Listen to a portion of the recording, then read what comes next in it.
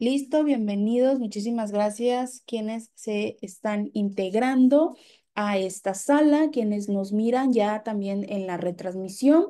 Vamos a estar 3 días trabajando con la maestra Ana. Ya algunos han estado en algún otro taller con ella, pero pues este es un taller un poquito diferente a lo que estamos acostumbrados en ICADI. Como mencioné, va más dirigido precisamente a ustedes, a los que trabajan en esta área de la salud, sobre todo. Bueno, yo he tenido experiencia en adultos, en pequeños, y la verdad siento que ha sido más desgastante trabajar en el área infantil y no precisamente por los niños, la verdad, los niños no, sino a veces estar lidiando con las familias, con los padres, entonces es muy agotador. Así que pues traemos este taller para ustedes. Vamos a estar trabajando en dos modalidades. Bueno, para quienes se puedan conectar ahorita a las 5 de la tarde hora Ciudad de México, lo van a estar viendo en vivo.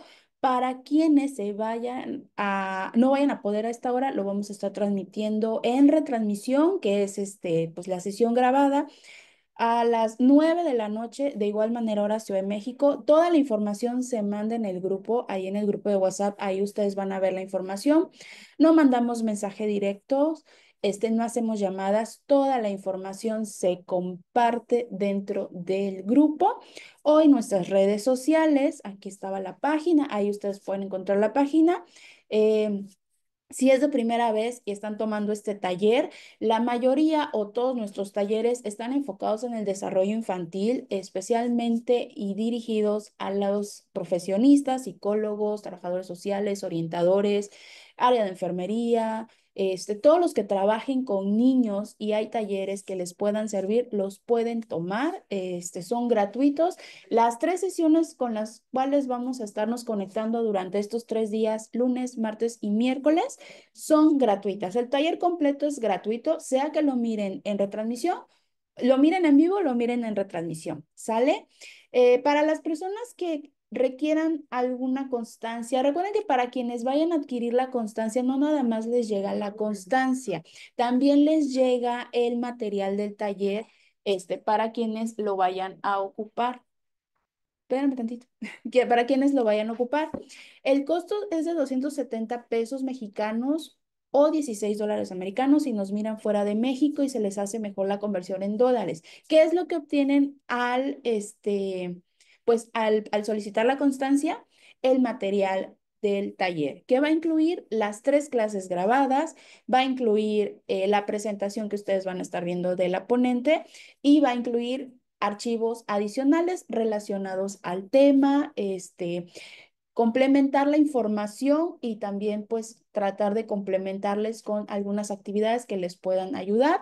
Ahí es donde vamos a estarles mandando a quienes vayan a adquirir la constancia. Es un costo simbólico, mismo que les agradecemos muchísimo para poder mantener en pie estos proyectos de capacitaciones gratuitas. La constancia cuenta con código QR y un valor curricular de 12 horas para quienes les interese. Ahora bien, la constancia ustedes la pueden solicitar finalizando el taller. Recuerden que el taller es gratuito. No, no hay costo para que ustedes entren a la clase. Y como fecha límite va a ser el día martes 8 de julio para quienes requieran o necesiten la constancia. Este, la información completa se va a mandar ahorita en el grupo, formas de pago y los pasos que tienen que seguir ahí en el grupo para que ustedes pues ya lo tengan a la mano y lo lean detenidamente, así como los datos que necesitan y al correo al que lo tienen que mandar, las cuentas a las cuales pueden ustedes hacer depósito, transferencia, tanto los de México como los que son fuera de México. Si tienen alguna duda en cuestiones administrativas, académicas, mándenos mensaje directo ahí abajo en el grupo, en la parte de la descripción, abajo. Ustedes van a encontrar los participantes, ahí van a encontrar los administradores. Mándenme un mensaje a mí, me encuentran como Ceci de León, coordinadora académica, para que yo les dé respuesta. a la duda que tengan referente, obviamente, al instituto, si quieren inscribirse o quieren conocer el catálogo de los talleres, si les quedó alguna duda referente a la constancia, cualquier cuestión académica, ahí nos vemos en el chat, ¿sale? Porque los grupos están cerrados por lo mismo, para no estarlos saturando de mensajes. Y pues bueno, vamos a iniciar ya con este taller. Bienvenidos los que se siguen integrando a la sesión. El taller va a tener una duración de 1 hora y media a 2 horas aproximadamente. El micrófono y el chat van a estar desactivados al menos que se necesite para alguna actividad. Disfrútenlo muchísimo. Esto es más para ustedes, como les comenté. La maestra Ana está muy contenta de brindar este taller. Ya la hemos tenido, como les dije, en otros talleres. La maestra Ana Ureña es licenciada en psicología, máster en psicología clínica y de la salud y psicoterapia cognitivo-conductual. Es licenciada en psicología y posee una maestría en psicología clínica de la salud. Es especialista en psicoterapia cognitivo-conductual, como lo dije, con formación en terapia del aprendizaje, modificación de conducta y primeros auxilios psicológicos. Cuenta con una sólida experiencia laboral en el área de intervención conductual con niños y adolescentes. Está certificada en discapacidad en primera infancia y en terapias de aprendizaje socioemocional a través del juego. La maestra Ana ha obtenido titulaciones internacionales de renombradas instituciones como Stanford Medicine, donde se especializó en el diagnóstico de signos de psicosis en jóvenes y adolescentes, y de la Universidad Antonio Negibra, donde se formó como pedagoga terapéutica. Voy a dejar de compartir la pantalla.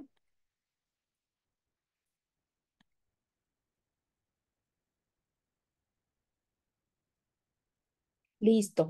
El taller sí, les voy a contestar rápido la pregunta porque sí es cierto, le hacen mucho. Va dirigido específicamente a profesionales, la mayoría de nuestros talleres, pero claro que pueden entrar estudiantes en áreas afines. Y en otros talleres que hemos tenido también pueden entrar padres y maestros, pero siempre les hacemos el hincapié de que lo tomen como una herramienta, como técnicas que les pueden servir, no como un autodiagnóstico. Las maestras o los colaboradores siempre les dejan sus datos para que ustedes, pues bueno, puedan solicitar alguna consulta si es que tienen alguna duda. Este, Sobre todo en temas donde pues ya entran algunos papás, que no es el caso de este taller. Yo lo comento por otros talleres que luego tenemos de TDAH, de autismo, conducta. Entonces pues ahí sí entran la mayoría de papás y mamás, pero pues luego pasa lo del autodiagnóstico o o estar utilizando métodos sin previa solicitud de un profesionista. Ya, aquí la encontré. Ya le estoy dando el coanfitrión, maestra, para que pueda ingresar y ya iniciar la clase. Bien. Bienvenida. Gracias, Cecilia. Hola, buenas noches. ¿Me escuchan bien todos? Vamos a compartir pantalla. Se escucha perfecto, maestra. Listo. Gracias. Ok, aquí están viendo la pantalla. Déjenme poner el chat por acá. Cuéntenme, antes de empezar, díganme de dónde son. Yo quisiera como saber un poquito. Lo pueden poner por el chat. ¿Es la primera vez que toman clases conmigo acá en Icaide o han estado dando aquí en México, Colombia? Muy bien, México. Cuéntenme algo, ¿qué son? ¿Psicólogos? ¿Terapeutas? Yo, por ejemplo, soy de República Dominicana, soy psicoterapeuta cognitivo-conductual. Como escucharon, ¿ustedes de qué área son? Enfermera y próxima psicóloga, estudiante de psicología. Muy bien, soy terapeuta y trabajo con niños y adolescentes. Ok, psicólogo clínico, conductual. Muy bien, de Mérida, Yucatán. Son de muchos lugares, qué bueno. Ok, psicoterapeuta sistémica. Ahí se fue el mensaje. Ok, muy bien. Maestra, qué bueno. Psicóloga familiar. Muy bien, bueno, pues yo les doy la bienvenida.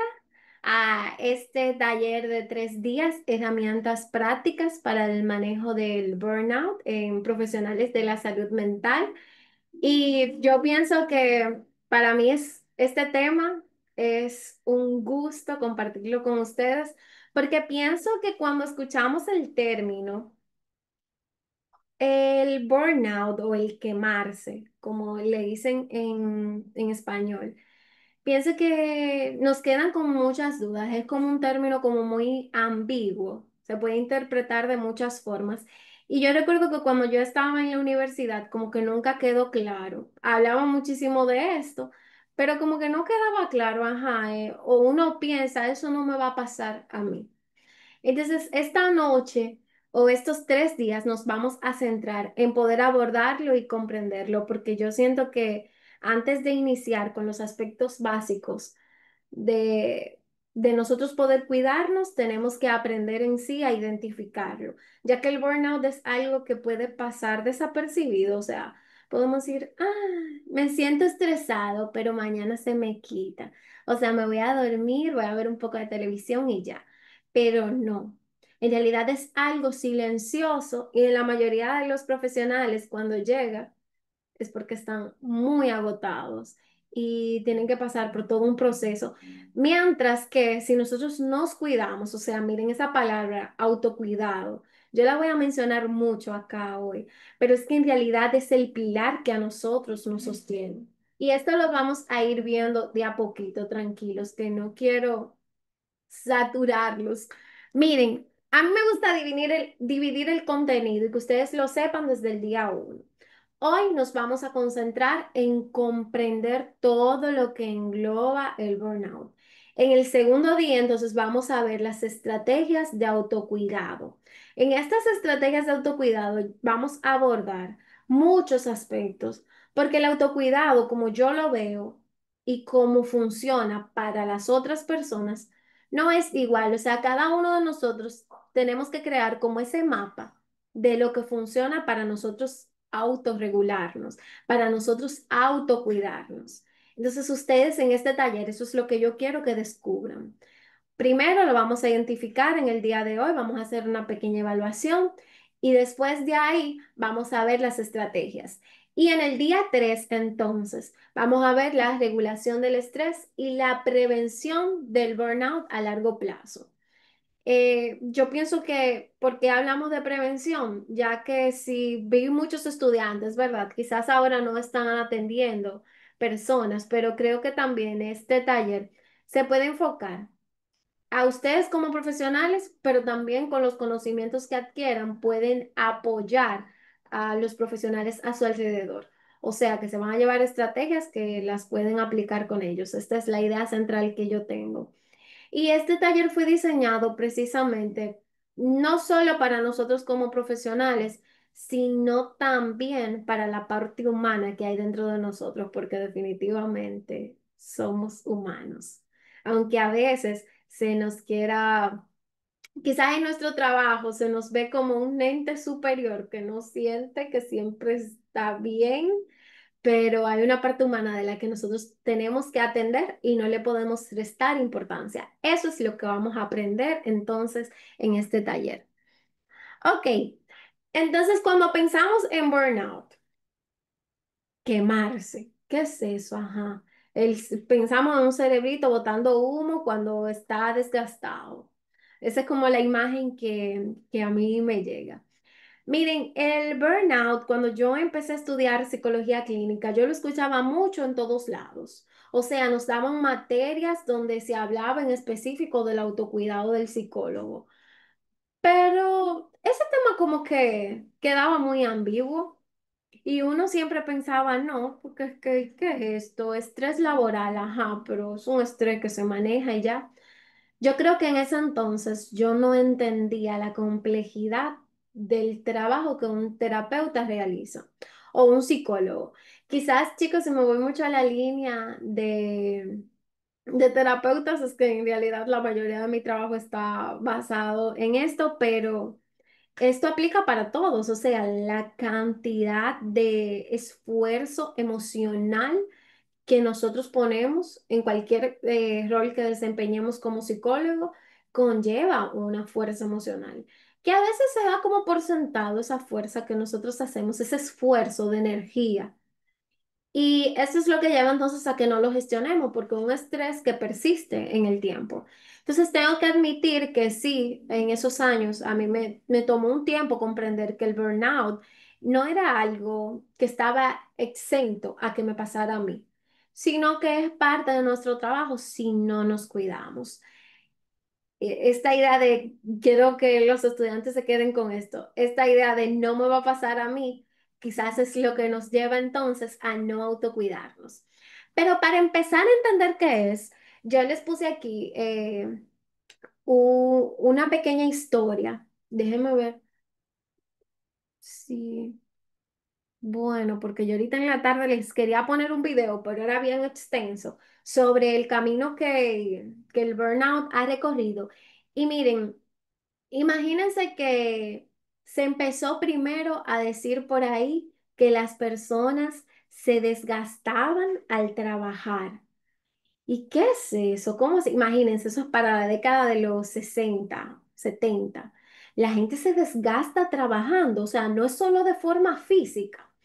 Y entonces viene un psiquiatra y define entonces en alrededor de los años de la década del 70, este psiquiatra define que el burnout es una sensación de agotamiento, de fracaso, de existencia agotada, cuando o de gastada. Me gusta mucho esta palabra para definir el burnout, gastado, porque imagínense, no sé, un zapato que ya la suela no da para más, gastado. Esa es como la imagen que me llega. Entonces, el estrés crónico o el burnout viene por esto, porque me sobreexijo, me sobrecargo los recursos que tengo personales y mi fuerza como psicólogo me exijo mucho más. Entonces, a este autor le vienen entonces otros autores que también coinciden con este psiquiatra, su nombre es Fresh Dulbert. Y bueno, espérense, siempre tengo problemas pronunciando este nombre. Es Herbert Fresh Dumberger. Ahí sí, ahí sí. Y si no, alguien que atine bien, yo pienso que él hizo sus estudios y esto lo vamos a hablar un poquito más adelante. En- Él realizó un estudio de voluntarios en New York y pienso que él estaba muy apasionado con este tema del estrés porque precisamente era algo que en la década de los 70 se planteaba, o sea, se murmuraba por ahí, pero todavía no había sido estudiado. Entonces, a este le siguen otros autores que sí, que empiezan a coincidir y plantean entonces el síndrome de desgaste, que es lo mismo. Señores, el burnout tiene muchos términos de síndrome de desgaste físico, síndrome de desgaste, estrés crónico, tiene muchos términos, pero todos se refieren a esto, a este estrés crónico relacionado con el trabajo. Entonces, en el caso de los psicólogos, está muy asociado a que nosotros estamos en constante contacto con el sufrimiento humano y la falta de autocuidado es que nos lleva entonces a desgastarnos cuando nosotros tenemos una agenda de 8 pacientes por día y en esa agenda de 8 pacientes por día, el primero llega con un estado de ánimo, está feliz, avanzó, logró sus objetivos. El segundo llega por un duelo. El tercero llega con otro tema súper distinto. Y nosotros todos esos estados de ánimos los canalizamos y nos exponemos a ellos. Entonces influyen en nuestro propio estado de ánimo. Porque somos humanos. Somos humanos. Vamos a ver, y yo les tengo una preguntita aquí. Los que son terapeutas y, por ejemplo, trabajan en escuelas o quizás tienen una consulta privada, o sea cual sea el servicio que ofrecen, cuéntenme qué cantidad de personas atienden en un día. Vamos a ver, anímese alguien por ahí a poner en el chat. 5, pone Mari, 7, 8, 5 diarios, de 9 a 4. Ok, Saray. De 7 y 8, 6, 4. Ok. Miren, al principio yo pensaba, bueno, ver 9 personas, 8 personas en un día, eso está bien porque la agenda está llena. Luego yo aprendí algo tan importante y es que la psicología es una parte de mi vida. Y si, por ejemplo, lo que a mí más me ha funcionado es el yo reconocerlo eso, decir, ok, es solo una parte de mi vida. Y si yo, por ejemplo, quiero dedicarme a otras cosas, aparte de ser terapeuta, quiero dedicarme a esto, por ejemplo, a compartir conocimientos, yo no puedo ver tantas personas. Yo no puedo ver 9 personas. Yo no digo que esté mal el número, ¿ok? Cada uno de nosotros como que vamos definiendo nuestra agenda y vamos viendo lo que nos funciona. Pero para mí, lo que me funciona es ver quizás 5. Máximo en un día muy ajetreado veo 6. Y en días ideales veo 4. Y eso para mí está bien. El día que yo veo 4 personas, pongo 2 en la mañana, 2 en la tarde, me da tiempo a ir o prepararme mi desayuno lento. Me da tiempo a compartir con mi familia. Me da tiempo a practicar algún deporte, salir a correr. Me da tiempo a leer. Me da tiempo a ser Ana, no solo terapeuta. Y pienso que cada uno de nosotros tenemos que plantearnos eso. Tenemos que plantearnos cuál es ese límite para mí. No, el límite no es solo para nosotros como terapeutas, sino que cuando decimos, ok, los que yo pueda atender en un día, ay, los que lleguen, tengo que aprovechar los que lleguen. Cuando uno hace esto, uno pospone entonces otros aspectos que también son importantes. Porque aparte de terapeutas, somos hermanos, somos esposos, somos padres, somos hijos y también a esa área tenemos que dedicarle tiempo, no dejarla para el fin de semana. Veo que en la guardería veo 32 niños a mi cargo y en mi consultorio 5 pacientes diarios. Y aparte estudio veterinaria. Eso lo dice Ami.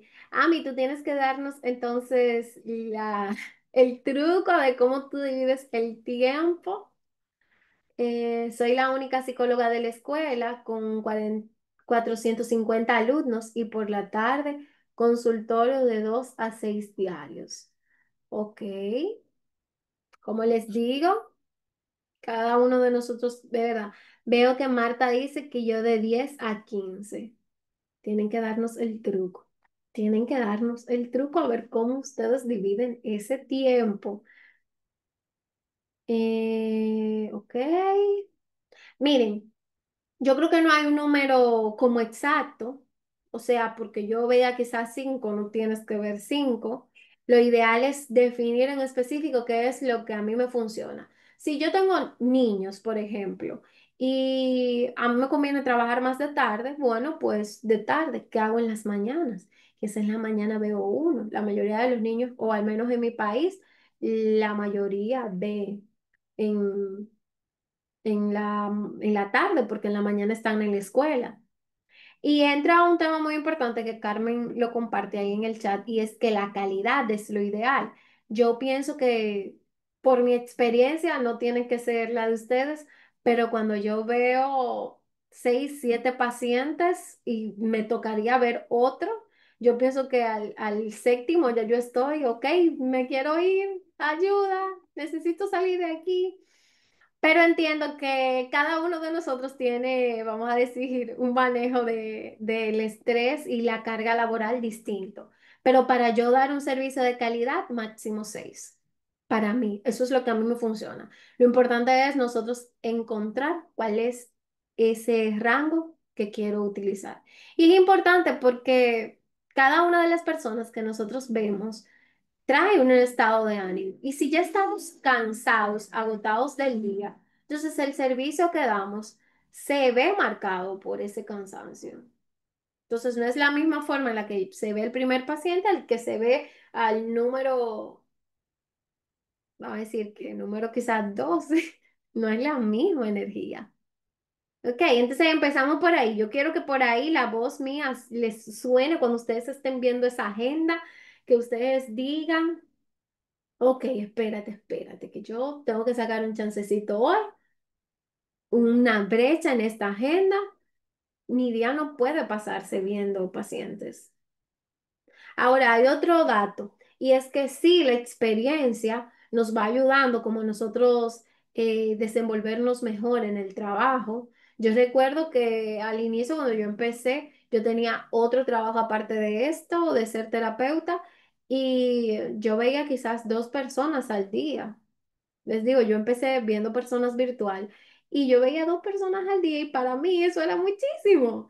Ya luego entonces cuando esto se volvió mi trabajo a tiempo completo, yo sí empecé a ver más personas y se sentía más fluido. Entonces hay que ver cuál es la carga que yo tengo y cómo la puedo distribuir. Y a esto ahorita vamos a hablar de otro tema que yo sé que tiene mucho que ver con esto. Hablando entonces, volviendo un poquito atrás, miren, yo, si quizás alguien aquí ha tomado clases conmigo, sabe que yo voy lanzando las ideas según vayan ocurriendo. Entonces, en la diapositiva hay algunas cosas que quizás bueno, yo voy a mencionar algunas cosas que quizás en la diapositiva no están. Entonces, si tienen algo por ahí para anotar, yo creo que eso es uno de los aspectos más importantes. Como primera tarea tienen eso, el ustedes poder ver cuál es el límite que yo me quiero poner para poder centrarme en otras áreas de mi vida. ¿Cuál es la cantidad de personas que en un día yo considero que es saludable para mí el atender? Entonces, hablamos un poquito de este término que empezó con el psiquiatra en la década de los 70 y este término se empezó entonces a utilizar en el contexto clínico. Haciendo un poquito de la historia para que ustedes vean, él hizo en una clínica en New York, él vio que varios voluntarios que estaban trabajando de forma gratuita, ¿verdad? Presentaban desgaste emocional, agotamiento extremo, pérdida de motivación. O sea, ustedes saben, voluntariado, uno empieza, wow. Pero ellos presentaban luego en un tiempo esta pérdida de motivación. Y presentaban una característica que cuando escuchamos la palabra burnout, no nos viene a la mente. Estos voluntarios presentaban cinismo. ¿Cómo ustedes definen esta palabra, cinismo? ¿Qué les llega a la mente? Es un aspecto que vamos a ver más adelante, pero ¿qué les llega a la mente con esta palabra cinismo? ¿Por qué una persona con burnout presentaría cinismo? Conchudos, oh, no conocí ese término. Ok, vamos a ver qué más. Cinismo, ¿con qué ustedes lo asocian? Que una persona desinteresada por, ajá, desinterés, no le interesa el malestar de los demás. Apáticos, ¿ok? Actuar sin importar, despreocupados, ok, porque ya no tienen motivación y no le importa lo que piensan en su trabajo. Muy bien, muy bien. Entonces sí, es una característica del burnout y podemos verlo en algunos profesionales que cuando pierden el desinterés por su trabajo pueden actuar de forma cínica o de forma poco honesta. Entonces sí es un aspecto del burnout que se suele ignorar, porque hablamos de que es agotamiento, fatiga, sí, pero también puede salir esta conducta y es importante tenerla en cuenta. Bien, la vamos a ver más adelante, pero quiero que entiendan la historia.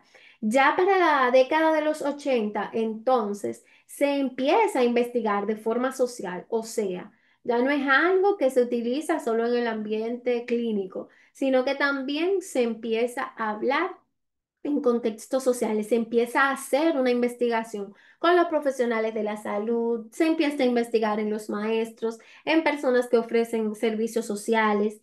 Y surgen aquí entonces 2 personajes que nos van a servir a nosotros ahorita con una herramienta que crearon. En este caso hablamos de Christina Mashlash, que ella entonces junto a Susan Jackson, sí, Susan Jackson, ellas crearon entonces un inventario para lo que es el burnout. Sí, tenemos un inventario. Esto se desarrolló alrededor de los años 80 y es el que se utiliza para evaluar el burnout. Ellos en este definen tres cosas. Primero es el agotamiento emocional, que es una de las características, ¿verdad? Está la despersonalización, que en este caso, miren, en esta prueba, en este inventario, la despersonalización en realidad se refiere a este cinismo, a este trato distante a los pacientes, a los usuarios, a los estudiantes. Bien, a esto es que se refiere la despersonalización. Y hay una sensación de baja realización en el trabajo. Ok, estos son los tres aspectos que esta prueba define. Bueno, ya sí, con el paso del tiempo, entonces se empezó a estudiar mucho más, se amplió el estudio a otros sectores, se empezó a ver en el área industrial, en los sectores administrativos, en finanzas, o sea, socialmente esto se empezó a evaluar y se empezó a ver entonces cuáles son las dinámicas que conducían al agotamiento. Y bueno, de aquí en adelante, entonces ya sí, alrededor de, si no me equivoco, en el 2010 empezamos a ver cómo también en la ONU, perdón, en la OMS se empieza entonces a hablar de lo que es el burnout. Y ellos lo definen como, no como un trastorno, que quiero hacer una pausa aquí. El burnout no es un trastorno, ¿ok? En el CIE-10, la Organización Mundial de la Salud lo clasifica como un síndrome. Bien, como un síndrome. ¿Ok? Esta es la idea central y es un síndrome de estrés crónico. O sea, se da lugar en el trabajo este estrés crónico y no es un trastorno. Hay un término que ellos utilizan y es que es un síndrome ocupacional, o sea, debido a un estrés que no ha sido gestionado. Yo creo que aquí está la idea central. Estrés que no es gestionado con éxito se convierte en qué? En burnout. Entonces, de ahí nos centramos en trabajar entonces lo que son técnicas de gestión emocional. Ok, déjeme ver que el chat, vi un mensaje en el chat. Ok. Alguien pregunta cómo se llama la prueba. Ok, la prueba la vamos a ver. Déjame ver, está un poquito más adelante, pero es inventario de burnout. O bueno, perdón, tiene el nombre de ella.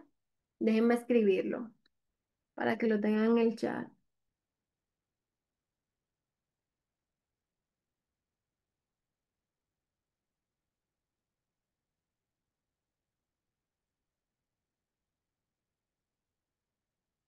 ¿A ustedes les gustaría, díganme por el chat, si a ustedes les gustaría que dentro de lo que vamos a enviar, ustedes lo tengan? ¿Les gustaría? Yo lo tengo, entonces se los puedo enviar. Sí, ok. Ok, veo que ponen, sí, por favor. Se llama Malayash Inventory Burnout. O sea, Malayash Inventario del Burnout. Ok, se llama Inventario de Depresión de Burnout. No, ese no lo he utilizado. Déjenme enviarlo por el chat. Ahí lo tienen. El que su compañero menciona de inventario de depresión de burnout, ese lo he escuchado, pero yo no lo he utilizado, entonces no sabría. Bien, entonces ya sí, vamos a pasar un poquito a ver lo que son. Yo lo voy a anotar para poder enviárselos, está bien. Veo que ponen por el chat que sí, que quieren que se los envíe.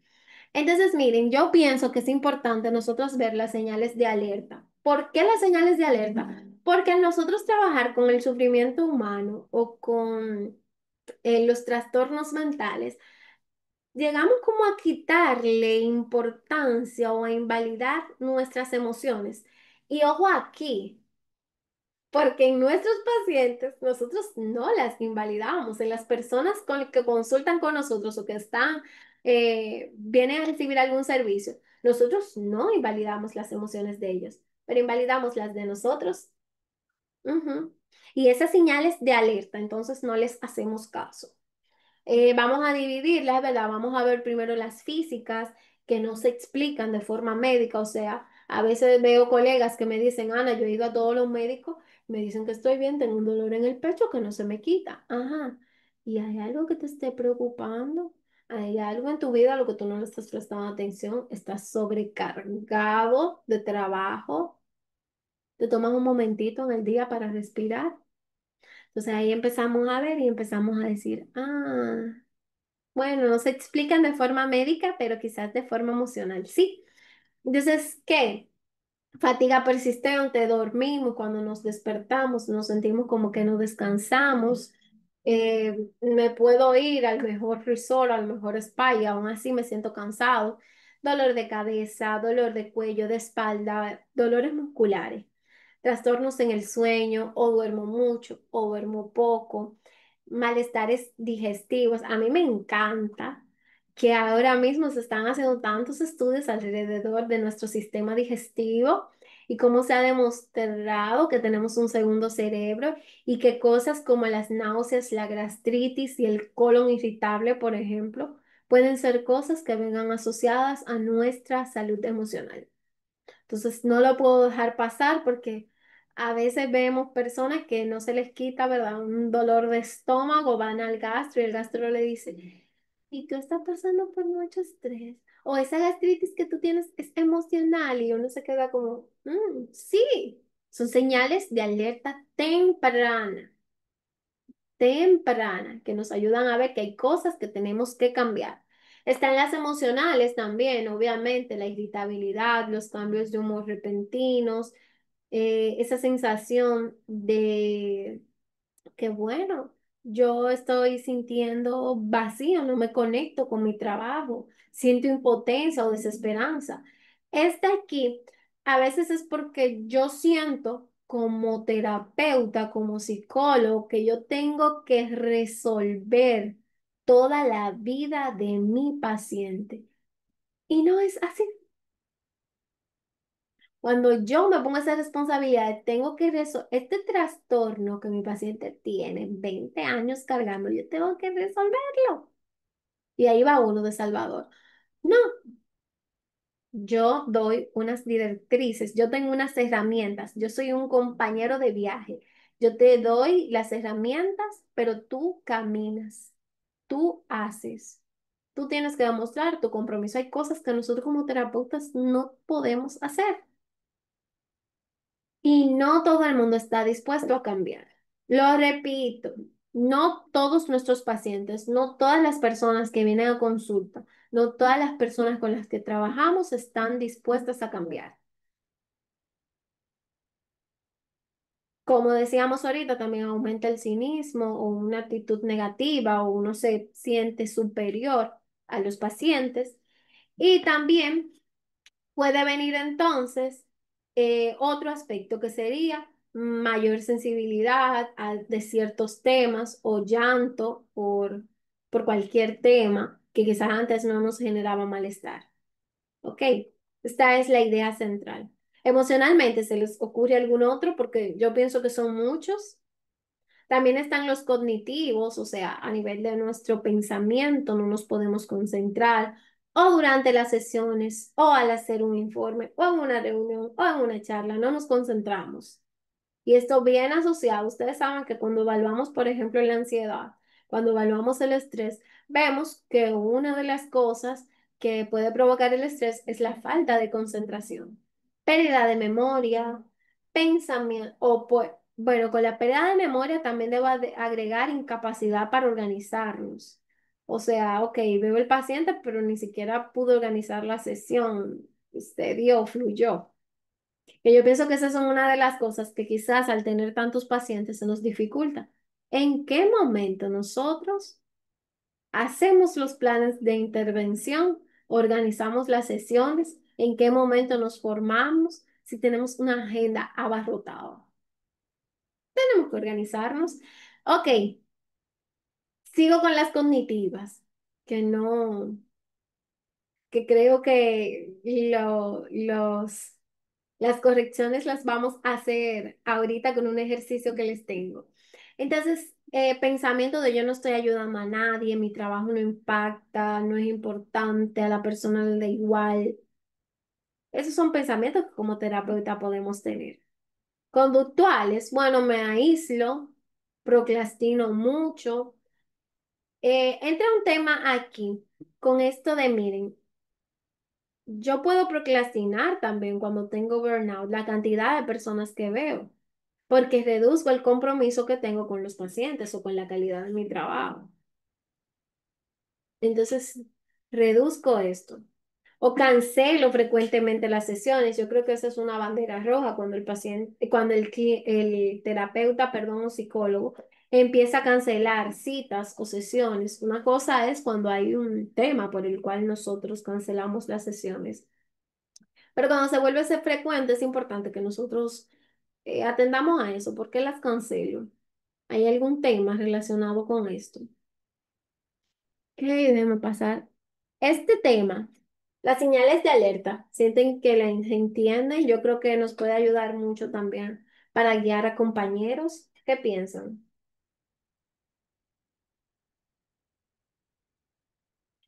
Vamos a ver, pongan por el chat. Se durmieron. Estos, ay, mis colegas me dejaron sola. Nadie pone que sí por el chat, eso es que no entendieron nada. Tengo que repetir. Ok, veo que alguien puso que sí. Aquí seguimos. Ah, bueno, no, porque entonces, si se durmieron, vamos para adelante entonces, ok. Miren, factores de riesgo. Ay, Dios mío, entonces este trabajo trae riesgo. No puede ser, uno trabaja sentado, bajo aire acondicionado, hablando, porque los psicólogos lo que hacen es hablar, entonces, ¿cómo va a ser que trae un riesgo la práctica psicológica? Sí, trae un riesgo. Yo creo que la lista está un poquito larga. Vamos a empezar con la primera, la carga emocional sostenida, lo que les decía, que nosotros estamos en constante exposición a lo que es el sufrimiento de las personas, el malestar humano.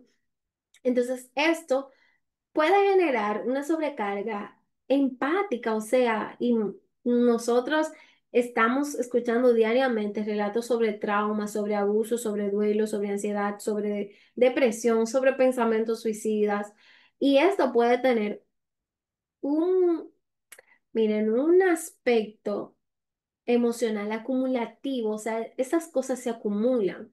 Entonces, el psicólogo puede desarrollar fatiga por compasión. ¿Han escuchado este término, la fatiga por compasión? Donde la persona empieza a desconectarse emocionalmente para protegerse, porque él se siente fatigado emocionalmente. Por esto puede venir entonces lo que es el cinismo. Puede ser una forma en la que nos protegemos. Pero no queremos llegar ahí, ¿verdad? Porque generamos malestar en la persona y nuestro trabajo se ve marcado por eso. Sensación de responsabilidad excesiva por el bienestar del consultante. Esto es una carga emocional sostenida. Cuando tenemos sesiones donde tenemos que canalizar a la persona. El 2, el exceso de demanda laboral y falta de límites. Ya esto lo hablamos un poquito, ¿verdad? El yo tener, porque quizás tengo mi agenda sobrecargada, entonces tengo pocas pausas en las sesiones. Yo creo que eso es lo más importante, aprender a hacer pausas. Esa dificultad de nosotros no decirle no a los nuevos pacientes. Ay, porque pierdo una oportunidad. Ay, que yo tengo ese compromiso. Falta de vacaciones o descanso adecuado. Miren, en eso de las faltas de vacaciones, eh, déjenme sacar las reglas para decirles. Usted tiene que tomar vacaciones. Qué tranquilo. Sus pacientes, veo que alguien manda por aquí, fatiga por qué? Fatiga por compasión. Miren, sus pacientes, organícelos. Si usted se va a tomar 2 semanas, organícelos. Voy a estar de vacaciones. Este es el número de mi secretaria. Miren, ideal es que ustedes tengan un número aparte del que trabajan. Eh, cualquier, cualquier dificultad, yo no voy a estar disponible. pero también tengo este profesional que en caso de emergencia te puede ayudar. Y en la mayoría de los casos, la persona espera. Y si sucede algo, de una forma u otra, tú no te enteras. Y eso es lo ideal, poner ese límite, porque usted necesita sus vacaciones, ¿ok? No sé, y désela. Haga ese plan a ver cómo es, pero hágase una idea de que usted va a tener sus vacaciones y su descanso adecuado. A mí me gusta siempre tomar vacaciones en diciembre. Uno, porque es mi cumpleaños y yo desde ese día no trabajo, me olvido de todo. Y dos, porque es el momento donde hay quizás más días libres para mis familiares y podemos compartir más. Entonces, ¿qué yo hago? Yo desde septiembre estoy ahorrando para mis vacaciones, porque yo sé, entre el tema monetario también, cómo voy a tomar vacaciones si tengo compromisos. Si usted trabaja independiente, por ejemplo, ese es mi caso, yo trabajo independiente, entonces yo tengo que manejar mis finanzas. Si yo quiero tomar vacaciones, yo tengo que ahorrar para esas vacaciones porque nadie me las va a pagar, pero no es una excusa para no tomarlas. Y siempre que tengo un chancecito de decir, me voy a tomar vacaciones, día festivo, ay, discúlpame, día festivo, no trabajo. Yo entiendo que esto es algo que uno va con el tiempo, ¿verdad? También dependiendo de la demanda que nosotros tenemos, porque quizás si no podemos darnos el lujo. Pero cuando no lo hacemos, eh, sale caro, sale más caro eso, esa falta de vacaciones o esa falta de descanso adecuado. Esa es la palabra. Tienes que aprender a descansar de forma adecuada. Tienes que aprender a relajarte. Eso tienen que ser tus objetivos como profesional para la calidad de tu trabajo, pero también como humano. Yo quiero ver que después de esta clase ustedes piensen, ¿a dónde es que voy de vacaciones? Ojalá sea al campo que queda 1 hora. Ojalá las vacaciones sean en mi casa y voy a prender la televisión y eso es lo que voy a hacer. Tienen que tomar vacaciones. Miren, atender a pacientes también fuera del horario laboral es una falta de límites a través de medios no formales como WhatsApp o redes sociales. Esto fue algo que cuando yo empecé a trabajar para centros, mm, como que yo no manejaba mucho. Por ejemplo, me escribía a alguien a mi número, ¿verdad? Y bueno, yo le enviaba el número de la secretaria, pero se quedaba con mi número personal, o sea, con el número con el que yo tenía quizás acceso a ellos. Y me escribían mucho, que para mover una cita, que para... Y esas son cosas que para eso está, ¿verdad? La asistente. ¿Qué sucede? Recuerdo que un día yo iba de vacaciones fuera de la ciudad y me escribe una paciente. Y me escribe la paciente que ella no va a llegar a nuestra próxima sesión porque ella va a abandonar el proceso. Me escribió un listín de cosas y es una paciente con riesgo suicida. Entonces, ya ustedes saben el impacto emocional que eso tuvo en mí porque soy humana. Y yo recuerdo que esa mañana yo tenía la meta y el día está bello. Y al recibir, era un mensaje, les digo. Entonces, de eso yo aprendí que es mucho mejor el nosotros establecer ese límite. Hay cosas que podemos delegar y que nos pueden hacer la vida un poquito más fácil. Ya después de las 6 de la tarde no respondan. No respondan. Un paciente que va a agendar con usted porque es con usted que quiere, porque usted le responde en la mañana, no va a dejar de agendar la cita si está comprometido con su proceso. Y si no está comprometido con su proceso, usted no iba a ver quizás en una sesión, no más, porque no está comprometido. Límites. Después de tal hora no respondo. En la mañana, que lo primero que usted vea no sea esto, que a veces uno se levanta y ve los mensajes y uno dice, Dios mío, y todas estas crisis, 2, 3, 4 de la mañana. No, deje eso por ahí, guárdelo en una gaveta después de las 9, después de las 10 de la mañana usted lo ve. Esos son límites. y no son para los pacientes, son para usted como profesional. Bien, miren, aquí yo quiero hacer una pausa para regañarlos. ¿Están listos? Y hablarles sobre algo que ahorita les iba a mencionar, el marco de trabajo. ¿Ustedes tienen marco de trabajo? Vamos a ver cuántos son los que hay que sacar la vara. ¿Saben lo que es un marco de trabajo? Nosotros como psicólogos no somos todólogos, o sea, no sabemos de todos. No. Usted va a un médico general y el médico general se especializa. Se especializa para ser cardiólogo, para ser internista, etcétera. Nosotros como psicólogos también nos especializamos en áreas. Defina qué es lo que usted trabaja. Hágase una lista. Eso va a hacer que la carga emocional e incluso la energía con la que usted trabaja sea distinta porque es que usted tiene ya una base. Defina cuáles son las patologías, cuáles son los casos, cuál es la población con la que yo trabajo. Yo a veces veo psicólogos que anuncian en el área clínica, que anuncian que trabajan sexología, pero también trabajan neurodesarrollo, pero también trabajan X cosas, pero también son tanatólogos, pero también, y tú ves la cartelera y tú dices, wow, pero wow, qué orgullo, me encanta. Eso es la realidad.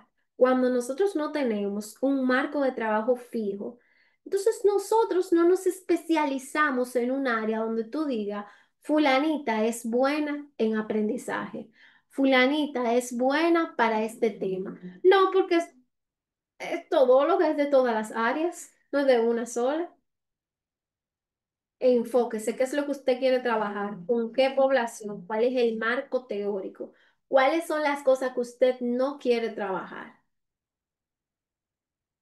Yo, por ejemplo, tengo mi marco teórico, perdón, mi marco de trabajo bien definido. Yo, por ejemplo, no trabajo niños que tengan condiciones de neurodesarrollo. Yo no trabajo temas de sexualidad, eso déjeselo a un sexólogo especializado en esa área. Y así hay muchas otras cosas que yo me preguntan por un profesional y yo sé a quién referir, porque yo no puedo trabajar todo y está bien no saber. No sé por qué al principio, siendo psicóloga general, en el grado, yo pensaba que yo tenía que saberlo todo. Y yo veía el DSM-5 y yo decía, ¿y cómo es que yo me lo voy a aprender todo? ¿Y cómo es que yo? Es que yo no me lo tengo que saber todo. Para eso hay especialistas. Para eso uno va y se forma en un área. Y les digo, esto muchas veces es lo que lleva al burnout, querer abarcarlo todo, querer trabajar todas las áreas. Ok, veo que Jenny comparte. Marco de trabajo es definir mis funciones en el área que esté laborando, educativo, clínico o laboral en una empresa. Defina qué es lo que usted trabaja y enfóquese en eso. Eso es lo que hace que tu práctica marque una diferencia en la vida de la persona, porque tú adquieres más experiencia. Entonces, investíguense un poquito eso. Esa es otra tarea. Ay, Dios mío, pero yo en este taller estoy poniendo como muchas tareas, así que defina cuál es su marco de trabajo. Y tranquilo, que quizás si en su marco de trabajo usted dice, ay, que no hay tanta población para eso, con el tiempo usted se hace tan bueno en su área, usted se especializa en esa área, que los demás llegan, porque es que incluso tus colegas te refieren. A mí siempre me gusta preguntarle a mis colegas, dime, ¿en qué tú trabajas? ¿En qué tú estás especializada? ¿Qué tú estudiaste? Para yo saber a quiénes referirles. Y eso está bien. Ok, sigo, que ya los regañé suficiente, ustedes lo van a hacer, yo sé que sí. Miren, entonces también están los vínculos terapéuticos exigentes, o sea, donde hay pacientes, por ejemplo, con trastornos de personalidad que tienen una alta demanda, ¿verdad? O baja adherencia al tratamiento, y sí pueden generar frustración y pueden generar agotamiento. Sí, más cuando hay una alta demanda emocional y quizás no se adhieren tanto al tratamiento, que no hacen las tareas. Y tú dices, pero que yo sé que si tú haces esto, te vas a mejorar, pero no lo hacen. Las transferencias y la con transferencias no trabajadas, o sea, cuando yo me quedo con algo de mi paciente de forma emocional o me identifico con algo, esto puede afectar nuestro bienestar. Eso lo vamos a hablar un poquito más adelante. Condiciones laborales precarias, obviamente, un lugar donde no tenemos las cosas mínimas para trabajar, donde recibimos baja remuneración, sea en la salud pública o en clínicas privadas donde se reciban baja remuneración. Eh, que a veces estos saldos insuficientes son los que nos llevan entonces a asumir más horas de trabajo de las recomendadas. Entonces sí, esa parte yo la entiendo. Y pienso que miren, el primer trabajo que yo tuve relacionado con la psicología clínica era un trabajo donde recibía una remuneración, no era tanto, si veo tal paciente, tanto, no, sino que en realidad se recibía un sueldo base. Y no pienso que esté mal, pero tenemos que ver en sí el horario que nosotros cumplimos, si esto también, acordado con las condiciones laborales que recibo, puedan estar influyendo en mi salud mental. Es algo muy importante a nosotros ver. Y yo sé que a veces está este miedo como de pedir más, porque puede ser que la oferta laboral esté quizás limitada, pero es un aspecto del que tenemos que cuidarnos y tenemos que, en este caso, hacer cosas para tratar de autocuidarnos. El aislamiento profesional, miren, es un trabajo en el que nos podemos aislar. Por ejemplo, los días que yo me toca trabajar totalmente virtual, son días que yo cuando termino digo, tengo que salir a ver algún ser humano, tengo que salir a hacer algo. Y pienso que también en clínicas puede ser aislado. Entonces es importante nosotros tener interacción con otros colegas, encontrar qué es eso que a nosotros nos recarga, encontrar espacios donde podamos ser nosotros, sí como profesionales, pero también como humanos. La supervisión clínica también es importante. En la supervisión nosotros podemos procesar casos que son emocionalmente difíciles y tener el apoyo de otros colegas. Factores personales del terapeuta también, la sobrecarga digital o exposición constante. Por aquí vemos tantas cosas. Eso se puede reducir. Eso se puede reducir. Vemos noticias, vemos historias desgarradoras en nuestros pacientes, pero también vemos noticias alarmantes. Hay que reducir, hay que reducir esa sobrecarga digital porque eso viene también con una sobrecarga emocional. En los factores personales del terapeuta, yo quiero incluir algo muy importante y es que nosotros a veces pensamos que tenemos que hacerlo todo bien o que tenemos que salvar a los pacientes. Entonces tenemos esta dificultad para pedir ayuda o para delegar y tendemos a priorizar a los demás antes que a nosotros mismos. Sí, nosotros sí, que le decimos a la persona, tienes que cuidar de ti, tienes que ponerte primero. Jiji. Suena muy lindo, pero nosotros lo hacemos. No sé si, bueno, por ejemplo, yo en mi práctica siempre me gusta poner, valga la redundancia, en práctica las cosas que les pongo a mis clientes o pacientes. Y, por ejemplo, esto de la higiene del sueño, yo me río, Porque la higiene del sueño es algo que uno en terapia plantea como tan bonito. No se usa el celular en la cama, haz algo relajante antes de dormir. Hazlo tú. Cuando a mí me tocó hacer la higiene del sueño, recuerdo que yo estaba estudiando psicoterapia cognitivo-conductual y yo decía, ¿y esto va a funcionar? Ay, no, yo no voy a hacer esto. Y caí en los mismos hábitos hasta que pude dominarla la técnica. Y creo que es algo muy bonito nosotros poder, sí, también marcar una diferencia entre nuestra vida personal y profesional, pero como humanos poner en práctica lo que enseñamos. Bien. Ok, vamos a ver. Esto lo vamos a dejar un poquito a un lado porque yo quería hablar con ustedes este tema que pienso que se debe de abordar para poder entender. Miren, hay aspectos de la psique humana, o sea, de nosotros, que influyen en el burnout. Por ejemplo, la autoexigencia y el perfeccionismo, que yo quiero tratar a las personas y que mi consulta es la mejor y me autoexijo y me autoexijo y me sobrecargo. ¿Por qué no puede ser una agenda llena y sinónimo de éxito? Claro que sí, porque será mi sueño tener una agenda llena de 8 a 8. Que sí, eso es éxito. Es cierto, es éxito, así es como los definimos, donde no puedo delegar, donde no puedo tolerar errores. Eso es lo que nos lleva entonces al estrés crónico. Por ejemplo, en la autoexigencia, que una psicóloga que se siente culpable si un paciente no mejora rápidamente. Tenemos 2 sesiones, tú no has mejorado. Vamos por la cuarta y no veo avance. Eso es culpa mía, yo tengo que buscar, tengo que ver qué es lo que estoy haciendo, qué es lo que pasa. Es mi culpa.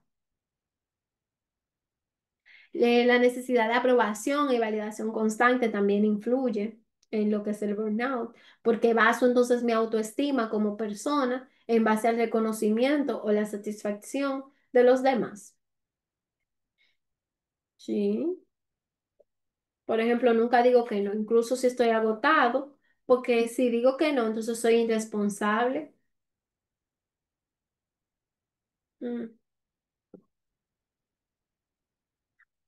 Un psicólogo que no toma agua durante sus sesiones, durante su trabajo. Eh, Esto fue algo que me estoy regañando a mí misma porque hace unos años me deshidraté y los doctores me dijeron, ¿y tú no tomas agua? O sea, como que yo me levantaba en la noche y sentía como esa sensación de quiero agua. ¿Y ustedes creen que yo me levantaba a tomar agua? Y ni siquiera era consciente de eso, de mi cuerpo me está enviando una señal. Y les digo, esa deshidratación me llevó a tener piedras en los riñones y tuve que trabajarlo eso. Y ahora siempre ando con mi termito y siempre me doy mi agüita. Y eso es autocuidado. No tengo que esperar. Y miren, me estoy regañando. No tengo que esperar a llegar a un límite. Tengo que aprender a reconocer mis señales de alerta. Tengo que aprender a reconocer mis señales de alerta. Así que yo con mi agüita, porque por esa no vuelvo a pasar. Yo con mi agüita todos los días. Yo, si se me queda, compro agua, pero eso es algo. Y ya mi cuerpo está acostumbrado porque ya como tomo tanta, pero es algo que nosotros no podemos esperar a cuando estemos teniendo enfermedades para cuidar de nosotros. Bien. No puedo fallar, si descanso soy débil, si no estoy ocupada no valgo, o sea, estoy cansada, pero si me pongo a descansar me siento rara, quiero seguir. Bien, esas son una de las ideas centrales. Eh, Tengo escasa capacidad para establecer límites, no le puedo decir que no a los pacientes. Tengo un paciente en la mañana y él se quiere mover para 2 días y en un horario que no me conviene porque tengo este compromiso.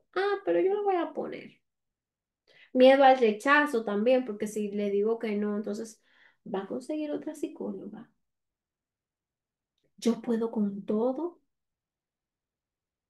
O, al contrario, evito hablar de ciertos temas en mi terapia. O hago muchas cosas para llenarme de tarea y no sentir. Y eso lo que impide es el descanso psicológico y físico. Bien, vamos bien hasta ahora.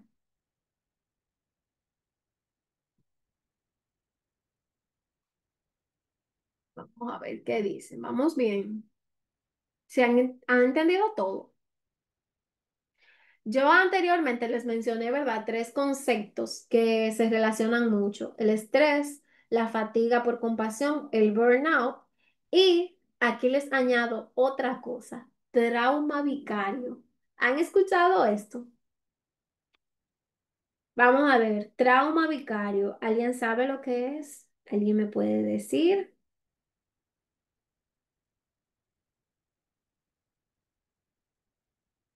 No sabe, vamos a ver, nunca lo había escuchado. Ok, ok. Yo quiero como definírselos un poquito y voy a volver acá. Yo quiero definírselos un poquito. Volví a la definición para esto. Miren, el estrés, ¿verdad? Es normal. El estrés es normal. O sea, es algo que es reversible si se gestiona bien. No siempre es negativo el estrés. Bien. Pero el estrés sostenido sí puede derivar en problemas mayores, en dificultades mayores. Ok, veo que Mari pone algo, una definición que la vamos a utilizar ahorita. Entonces, miren,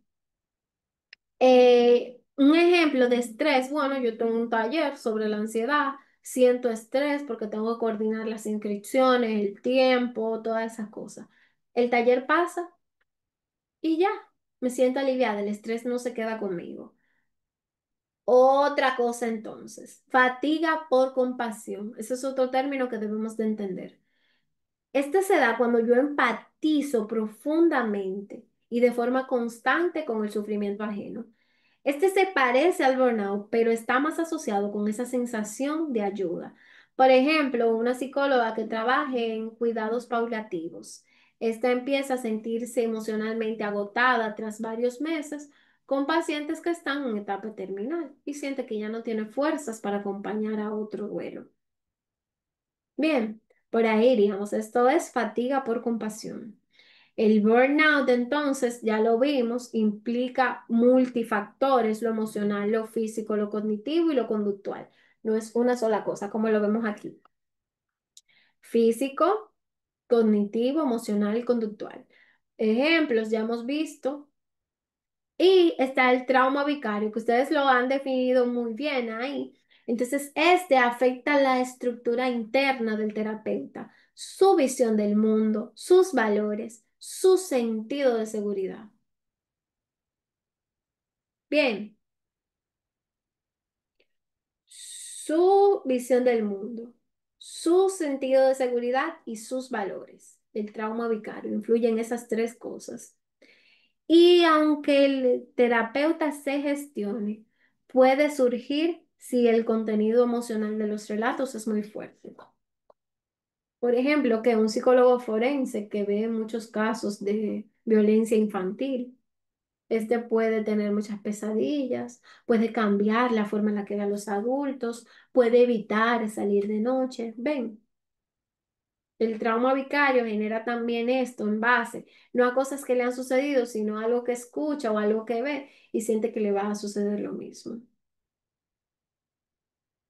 Ok, ¿puedes explicar la diferencia entre el trauma vicario y la fatiga por compasión? ¿O es lo mismo? No es lo mismo, pero es muy parecido. Y yo aquí quiero que en lugar de establecer una diferencia, ustedes puedan ver cómo el estrés, porque todos generan estrés crónico, puede generarnos malestar. O sea, por las historias que yo escucho, por las cosas que vivo con mis pacientes, por el tipo de trabajo que hago, yo creo que aquí la diferencia más marcada que podemos ver en el burnout, en la fatiga por compasión, en el trauma vicario, es que, por ejemplo, en el burnout, aparece cuando yo no tengo energía, cuando no hay recursos ni estrategias para manejar la carga laboral. Bien, pero entonces en el trauma vicario yo empiezo a tener pesadillas y no importa si yo gestiono el estrés. La forma en la que yo cambio el mundo, la forma en la que yo veo el mundo, como yo lo percibo, este también cambia. O sea, pienso que en el trauma vicario hay un cambio en la estructura interna del terapeuta, de la forma en la que ve el mundo. Esa es la diferencia más marcada. En la fatiga por compasión, perdón, dejé eso a un lado, se parece al burnout, pero está más centrado en la sensación de ayuda.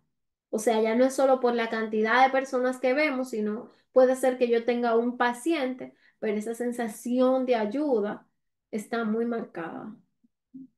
Yo pienso que esa es como la forma más sencilla de entenderlo. ¿Cómo lo podemos diferenciar en la práctica? Por ejemplo, si hay cansancio y tensión por las tareas, es estrés. Si hay agotamiento emocional, por la empatía, es fatiga por compasión.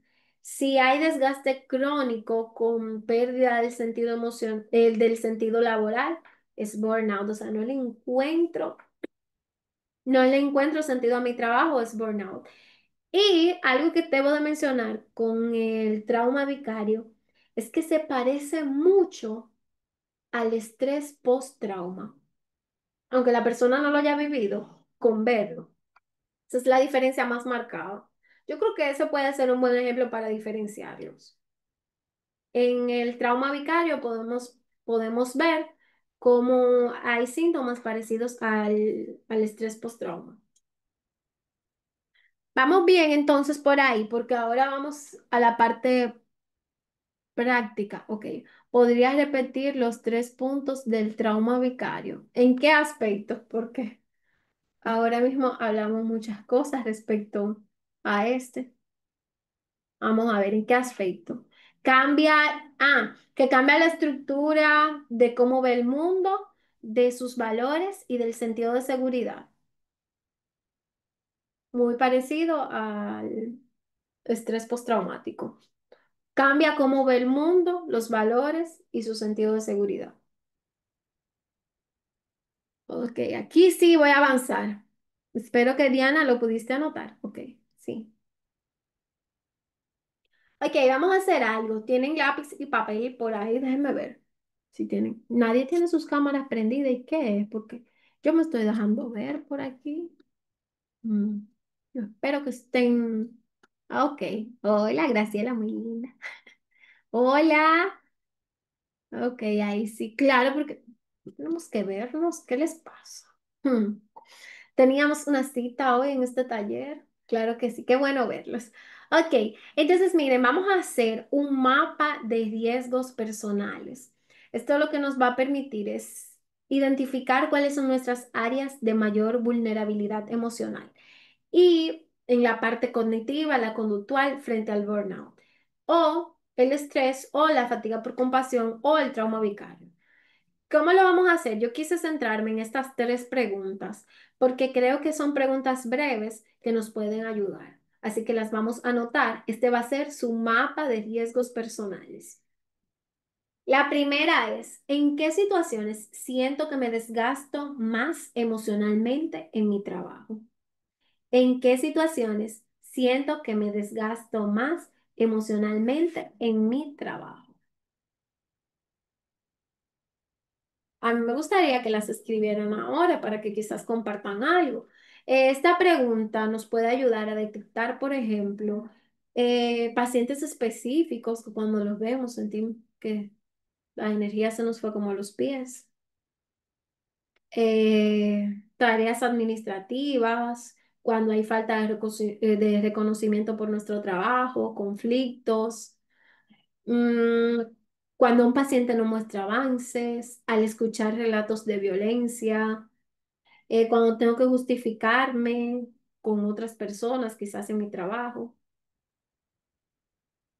¿En qué situaciones siento que me desgasto más emocionalmente en mi trabajo? Mm, yo pienso personalmente que esto cambia con el tiempo, porque hay cosas como que uno aprende a manejar, pero es importante en el presente nosotros poder identificarlos, ¿ok? Ok, cuando el pacientito me dice que sí avanza y los padres no, ay, sí. Cuando encuentro muchos errores en mis prácticas profesionales. Cuando un paciente ya no acude sin explicación alguna, solo acude a una sesión y ni siquiera viene a la primera. Ok. Miren, esto que Ángel plantea al principio, a mí me hacía mucho ruido, a mí me molestaba eso. Y yo, ¿y por qué no viene si ya yo planifiqué las sesiones? ¿Qué le pasa? ¿Qué hice mal? Porque claro, uno pone la responsabilidad en uno, fue uno que hizo algo mal. Quizás la persona no está dispuesta a hacer el esfuerzo que la terapia conlleva. Eso no es asunto mío. Mi trabajo, lo que yo le brindé a la persona, estuvo aceptable. El error no fue mío. La persona no quiere o no está dispuesta a adherirse al tratamiento. No lo puedo obligar. Si lo obligo, ¿qué tratamiento voy a plantear? ¿Qué voy a plantear? ¿Cómo va a ser entonces la terapia? No va a ser una relación bidireccional porque yo lo que quiero es, ven a la terapia, ven, que aquí es, no. Vamos con la siguiente entonces. Ay, espérense que pusieron más mensajes. Cuando mi quehacer personal depende de otras personas en el sentido de logística, donde no me dan información completa y pretenden cambiar todo a último momento. Claro. Cuando no veo cambios significativos, en muchas ocasiones por falta de compromiso por parte de los padres. Así es. Hay que trabajar entonces con los padres esa adherencia. Hay que trabajar, que ellos también vean la importancia de hacer fuera de la terapia. Y eso es un esfuerzo. Ok, muy bien, muy bien. Vamos a pasar entonces a la siguiente pregunta. Y espero que lo sigan compartiendo por el chat. ¿Qué señales físicas, emocionales o conductuales empiezo a sentir o a notar en mí cuando estoy llegando al límite? Problemas digestivos, ansiedad, sueño. A algunas personas les cuesta dormir o, por ejemplo, yo me doy cuenta, yo soy un morning person, es que le dicen, yo soy una persona de la mañana. A mí me encantan las mañanas, pero para mí es una señal cuando yo me levanto y me levanto cansada. Esa es como la primera señal. Y que quizás, por ejemplo, con otras personas en casa, por ejemplo, con mi pareja, me irrito fácilmente. Esas son para mí señales que yo digo, uff, espérate, Ana, espérate, ¿qué es lo que pasa? Vamos a analizarlo. Vamos a hacer una pausa. ¿Qué también? Ok, mucho dolor, siento mis ojos cansados, mareo, deja de interesarme la calidad de mi trabajo, ok, irritabilidad, problemas de gastritis, ok, inquietud psicomotriz. Entonces pasemos a la tercera. ¿Qué áreas de mi vida suelo descuidar cuando estoy bajo presión o sobrecargado? Esta pregunta tiene que ver como con factores protectores que están debilitados o áreas donde perdemos el equilibrio. Por ejemplo, dejo de hablar con amigos.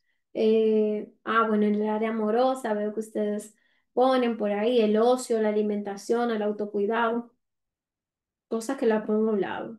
Dejo de hacer ejercicio o de comer bien, aplazo salida con amigos, no tengo tiempo o espacio para actividades que me gustan.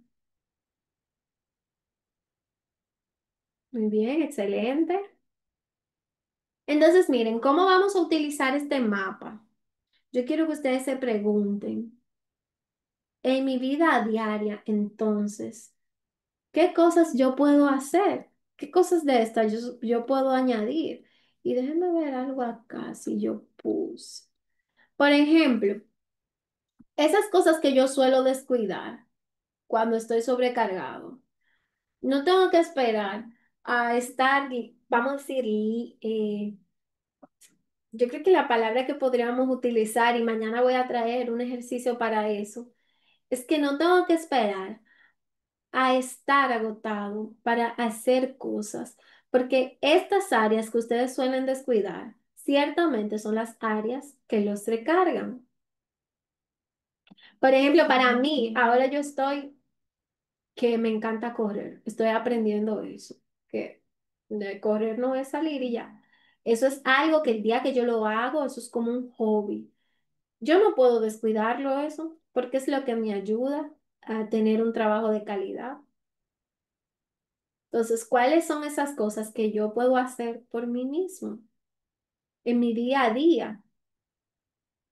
Empiecen por ahí, porque mañana viene lo fuerte. Mañana vamos a ver actividades y yo quiero que ustedes vayan reflexionando porque tienen que escoger actividades de las que planteemos mañana, porque yo espero que luego de este taller ustedes puedan ponerlo en práctica en su vida, porque eso es lo que para mí como persona, dejando a un lado lo profesional, eso es lo que para mí como persona me sostiene, mi rutina, las cosas que yo hago por mí, por nadie más. Esas son las cosas que me permiten a mí hacer un trabajo de calidad. Ok, entonces yo les decía que quería utilizar el inventario de Burnout y yo se los voy a enviar, pero también lo puse en la diapositiva. Entonces, miren, esto es bien resumido, o sea, es como un mini test lo que yo les puse aquí. Este evalúa principalmente las tres áreas de las que hablamos. La primera, agotamiento emocional, cuando me siento emocionalmente exhausto, sin energía para atender pacientes o tareas cotidianas. Un ejemplo, bueno, siento que ya no tengo nada más que dar en las sesiones, me cuesta escuchar sin desconectarme. Entonces, en el agotamiento emocional, ¿qué ustedes pondrían de las dos opciones que les dan? Anoten en una hojita. ¿Qué puntuación le darían? Esto no lo tienen que compartir si no quieren, así que anótenlo por ahí. Entonces, en la despersonalización o el cinismo, hablamos que esto es el tener actitudes negativas, insensibilidad o indiferencia hacia los pacientes. Veo que quizás mientras más años tenemos en el labor de profesionales, este puede surgir más. Trato a los consultantes con cierta indiferencia, otra vez lo mismo, esto no tiene solución. ¿Qué le pondrían a este? ¿Qué puntuación le pondrían? Baja realización personal. ¿Qué sería esto? Siento quizás ineficiencia, frustración, soy inútil en mi trabajo. Si ustedes ven, ok, veo que algunos han mandado por el grupo. Ok, ok. ¿Qué les hace sentir a ustedes esta idea? El ustedes pensar, puntuaciones altas, ¿qué significan? Riesgo elevado de burnout, agotamiento más despersonalización alta, ¿qué? Es un nivel preocupante. Baja realización personal. Yo quiero que ustedes vean que esto no solo nos puede llevar al burnout, sino también a otros trastornos como la depresión, la ansiedad. ¿Lo han pensado esto ustedes? Que esta exposición, si no nos protegemos, nos hace los candidatos perfectos. Que a veces hay personas que me han dicho, Ana, yo leí el DSM-5 y yo dije, ay, pero ¿y qué fue? Alguien leyó mi diario y lo puso aquí. Tenemos que cuidarnos. Esa es la invitación, señores, de este taller, aprender a cuidarnos. Y hoy aprendimos a identificarlo. Así que si usted se ha identificado con esto, significa que mañana tenemos que venir con las pilas dobles y decir, yo me voy a cuidar, porque yo amo mi trabajo. Yo quiero que ustedes entiendan que podemos amar nuestro trabajo y nos puede gustar, pero esto no necesariamente significa que estamos protegidos del burnout. y es algo bien silencioso.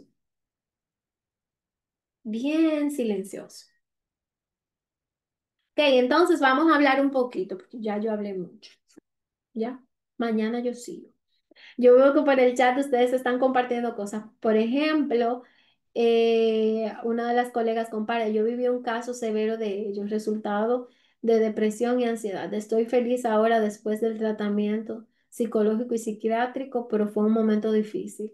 Sí, y uno no lo habla eso, o sea, uno a veces hasta decirle a nuestros amigos, ay, yo tomé terapia, pero tú eres psicólogo, ¿qué pasa?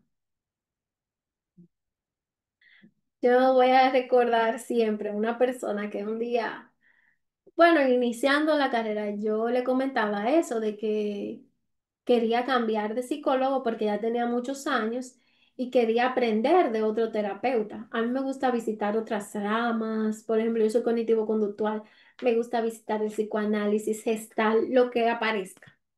A mí, yo siempre le digo a mi terapeuta, bueno, yo vine sí a trabajar cosas personales, pero también muy motivada a aprender.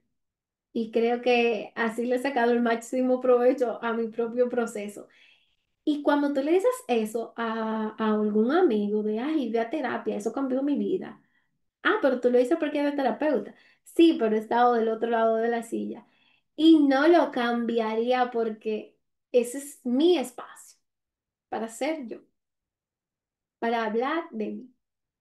Entonces, si yo digo no voy a ir al psicólogo porque soy psicóloga, entonces yo invalido mis sentimientos cuando es una invitación que yo les hago a los demás de tener ese espacio seguro. Entonces vamos a ver qué cosas quieren compartir. ¿Hay alguien que quiera abrir su micrófono? Solamente tiene que levantar la manito y yo les voy a dar paso. Vamos a ver. ¿Hay alguien que quiera compartir algo conmigo, con nosotros? Levanten la manito. Ok, vamos a ver. Uno de ustedes comentan, yo he sufrido ansiedad y depresión porque me exijo bastante al terminar la carrera de psicología. No me conformaba solo con eso y mi sueño era ser veterinaria y entré a hacer la maestría y a trabajar. Y al terminarla me fui a veterinaria y me andaba desmayando donde quiera y fui al neurólogo y el psiquiatra. Me gusta ir más con él que con el psicólogo, disculpa. No, claro, válido. Yo pienso que cada uno de nosotros escogemos el profesional con el que nos sentimos más cómodos. Y si en ese caso el psiquiatra ha dado buenos resultados, eso es lo que queremos. Recordemos que es un profesional de la salud mental. Ok, veo que Marta comparte. Yo realicé mi tesis sobre el burnout en el sector hotelero y quizás apliqué esa prueba. Es un tema que en lo personal, durante mi carrera no me gustaba, pero al finalizar mi tesis me apasiona el tema. Sí, y que es un tema que hay que aceptar, o sea, el estrés asociado al trabajo existe. Ay, nadie me va a dejar escuchar su voz. ¿Nadie quiere compartir algo? Yo espero que mañana.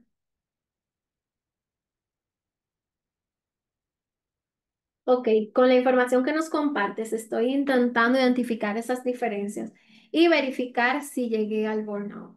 Sí, porque a veces tenemos esas experiencias de vida y las justificamos. Ahora estoy en un momento que deseo con toda mi alma jubilarme del trabajo institucional y dedicarme solo a la consulta psicológica, pero debo de esperar 4 años al menos. Eso es un sueño, ¿verdad? Cuando tenemos un trabajo institucional y nos apasiona la consulta psicológica. Y esperamos que sí, Olivia, te mandamos muchas energías para que lo logres. Y más si ya ese deseo está en tu corazón, tú estás trabajando para eso. Eso es lo importante. Y lo más bonito de nuestro trabajo es que precisamente nosotros podemos, nos apasiona muchísimo y podemos lograr sueños a través de nuestro trabajo y podemos cambiar vidas. Ok, vamos a ver. Una de sus compañeras va a hablar. Vamos a activarle el audio. Ok. Ahí, ahí lo puedes activar, Janet. Buenas noches, buenas tardes. Bueno, aquí ya es buenas noches. Ok, hola. Bueno, mucho gusto, me ha encantado, me ha fascinado el tema pues que hemos trabajado sobre el burnout y sinceramente yo creo que no sé, como dice la compañera, no sé si he llegado al límite, pero sí o sea, respecto al agotamiento físico, eh, a veces también se presentan muchos dolores de cabeza, muchísimos. De un momento así a otro me da mucha depresión y el caso es que como cambié mi metodología que era presencial y me pasé a línea, estoy terminando ya, vamos a iniciar el séptimo semestre y me exijo mucho porque me gusta la máxima puntuación, o sea, si saco 9,5 me da hasta mal de estómago, dolor de estómago. Entonces, me exijo demasiado y respecto a todos los temas que usted ha trabajado, ha explicado así minuciosamente, creo que tiene mucho que ver esos como esos síntomas que se me presentan a mí a ratos. Porque sí, duermo, a ver, tengo momentos en que duermo 2 horas, me despierto cada 2 horas. También, como usted dice, a veces siento mucha sed. De por sí en el día trato de tomar mucha agua, pero a ver, ni me lleno. Así tengo momentos en que no me lleno, pues. Ujú. Y bueno, Perdón, es algo que has tratado de ver con tus doctores, quizás a qué se debe. me han hecho cantidad de exámenes, Ok. eh, porque sí me da a veces, no ataques de ansiedad, Ok. pero sí se me sube la presión. O sea, de un momento a otro estoy bien y de pronto la presión altísima. Entonces, Mm, son cosas así que no sé, me imagino que estarán relacionadas con con sí, este tema que estamos viendo. sí, más si te han hecho, si te han hecho estudios, sí. Sí, me han hecho muchos temas, exámenes, perdón, estudios y electrocardiogramas y pues de Ujú. todo. Sí, Y lo único que a veces hasta problema para para la vista, o sea, te vienen muchas cosas que no me el encuentro en algo cuerpo, en sí y el ahí, cuerpo habla. sí, hay un libro muy bonito, Janet, te lo recomiendo, se llama precisamente así, El cuerpo lleva la cuenta. Es muy bueno y habla como sobre el trauma influye Mm. en nuestras emociones. Yo incluso bueno, no lo tengo acá, lo tengo en uno de los consultorios y es un libro que siempre les recomiendo a los clientes porque enseña muchísimo. Gracias, Janet, por compartir con Muchas nosotros. gracias y luego la oportunidad a tus compañeros. Feliz noche. Ok, entonces ahora vamos a activarle el audio a mí. Hola, buenas noches. Hola. Bueno, pues como yo te contaba, yo soy licenciada en psicología con enfoque sistémico familiar y estoy estudiando veterinaria. Actualmente pues estoy trabajando y estudiando y a veces sí me siento muy cansada y como te digo, a veces pues siento que la cabeza se me nubla y sí he tenido como desmayos. Como que faltas de concentración en veterinaria y la verdad que yo me fui más por veterinaria porque desde muy pequeña era mi sueño, no tanto la psicología sino la veterinaria. Y siento que me exijo más dentro de esta carrera que cuando estaba en psicología. Porque quizás es algo que te apasiona más. Mm, me gustan ambas, pero creo que sí me apasiona más veterinaria. Ok. Bueno, pues puede estar relacionado entonces con eso. Pero a mí, el camino, y eso lo vamos a ver mañana, el camino está en nosotros aprender a soltar esa autoexigencia. Porque a veces hay muchas cosas que creemos que tenemos que controlar y de resolver aquí y ahora. Pero tranquila, que eso mañana lo vamos a trabajar. Y yo espero que alguna de las estrategias, perdón, las podamos poner en práctica. Entonces vamos a ver, también Heidi quiere hablar, vamos a ver, acá.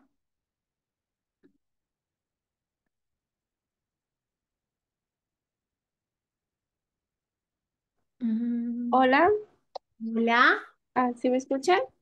sí. Bueno, hola, yo soy Heidi, mucho gusto. Soy aquí de México. Y bueno, pues muchas gracias por pues este taller. Yo creo que es muy importante y valioso. Yo soy terapeuta breve sistémica, ya como psicóloga pues ya llevo muchos años y yo fui diagnosticada con burnout por mi terapeuta.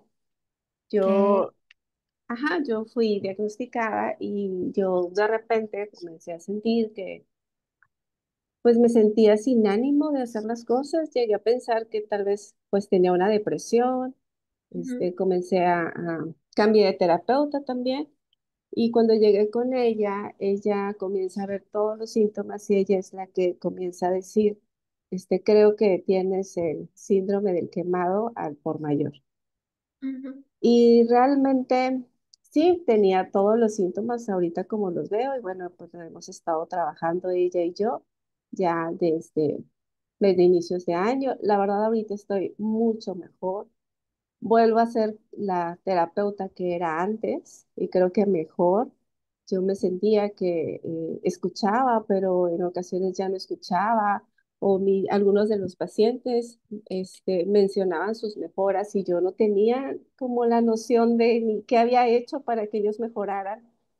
Entonces ahí, y el sentirme con muchos días de tristeza, terminar la consulta y sentarme y sentir como esas enormes ganas de llorar y saber que la carrera que me había gustado durante tantos años, plantearme incluso dejarla, Sí, pues me llevó como siempre a buscar soluciones y mi terapeuta me ha ayudado mucho. Hoy pues estoy en otro punto y me ha enseñado mucho esta parte del autocuidado.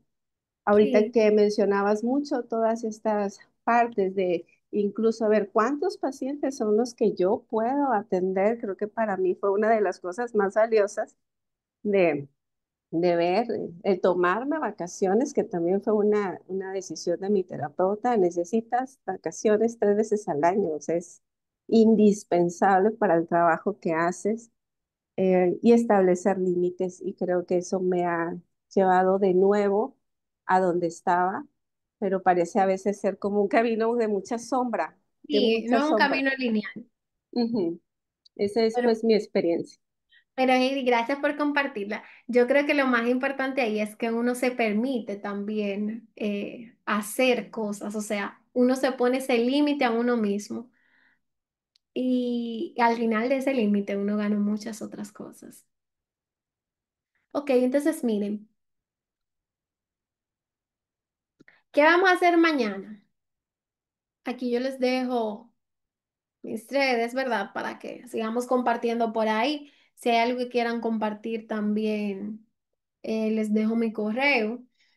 Mañana vamos a ver estrategias de autocuidado. Déjenme ponerlo acá. Miren, vamos a ver estrategias de autocuidado emocional y profesional.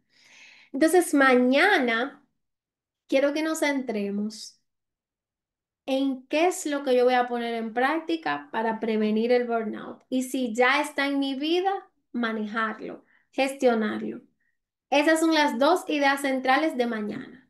Ese es el objetivo. Y mañana todo el que entre a esta clase se tiene que ir con esas estrategias bien marcadas, o sea, un plan de acción. Y yo espero, y déjenme poner el chat por acá para que ustedes me digan. Ay, pero se perdió el chat. ¿Qué le pasa? Déjenme dejar de compartir.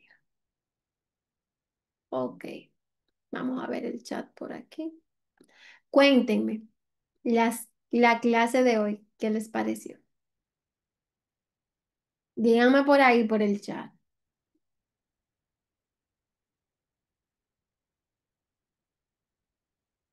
Ok, vamos a ver qué les pareció la clase de hoy. ¿Creen que se entendió todo? ¿Hay algo que ustedes quieran que mañana yo les refresque?